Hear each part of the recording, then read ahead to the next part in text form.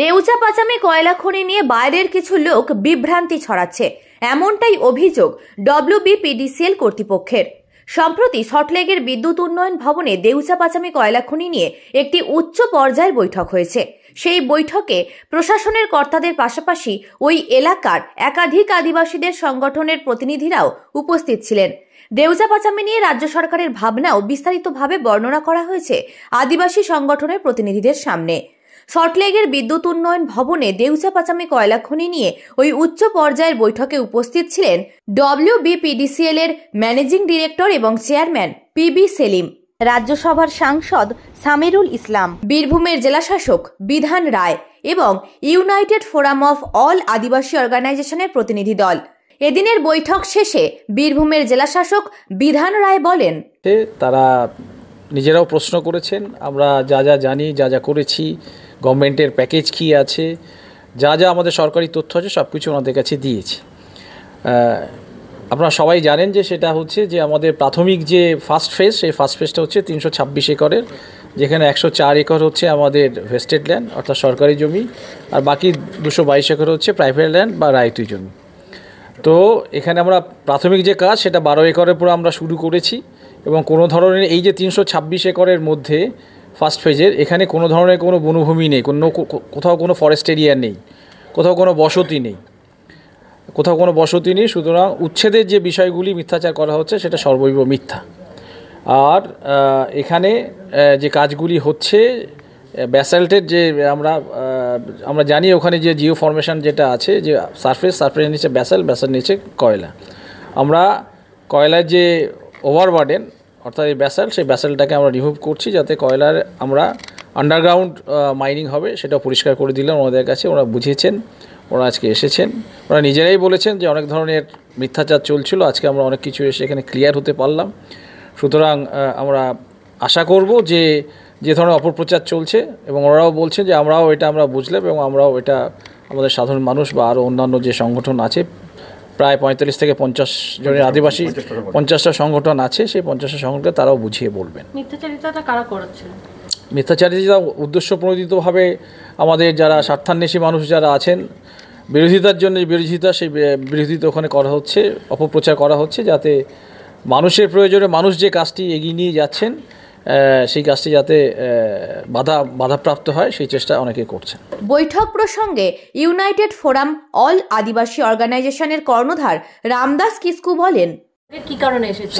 সরকারি দপ্তর থেকে দেউচা পাচামি যে কয়লা খনি হচ্ছে তারই পরিপ্রেক্ষিতে ওনারা চিঠি করেছিলেন, আমরা এসেছিলাম। উদ্দেশ্য একটাই ছিল আমাদের, যে সরকার যে কয়লা খনিটা করতে চাইছেন সেটা ওপেন না খোলামুখ না আন্ডারগ্রাউন্ড, সেটা বিভিন্ন প্যাকেজ থেকে আরম্ভ করে কিভাবে খনিটা হচ্ছে ডিটেলস জানার জন্যই মূলত আমরা এসেছিলাম। এতদিন আপনাদের কেউ ভালোভাবে সেটা বোঝায়নি না, সেরকমভাবে সরকারি অর্ডার সমেত এবং কি করতে চাইছেন সেটা পরিষ্কার আমাদের কাছে ছিল না, সেগুলো জানার জন্যই মূলত আমরা এসেছিলাম।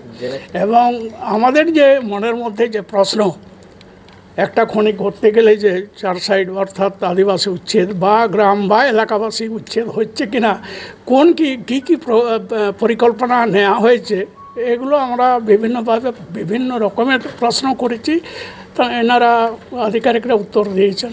সন্তুষ্ট উত্তরে না, দেখুন, সন্তুষ্ট মানে কাগজ এবং বাস্তব দুটো আলাদা জিনিস। আমরা ওই এলাকায় আবার ভিজিট করব, এলাকার মানুষ কী বলতে চাইছেন, সরকারের যে আজকে যেটা শিখলাম সেটা আমরা বলবো, এলাকার মানুষকে বুঝবো, ওনাদের বক্তব্য আমরা শুনবো, তারপরে সেই সিদ্ধান্তটা মানুষই বলবে, এটাই আর কি।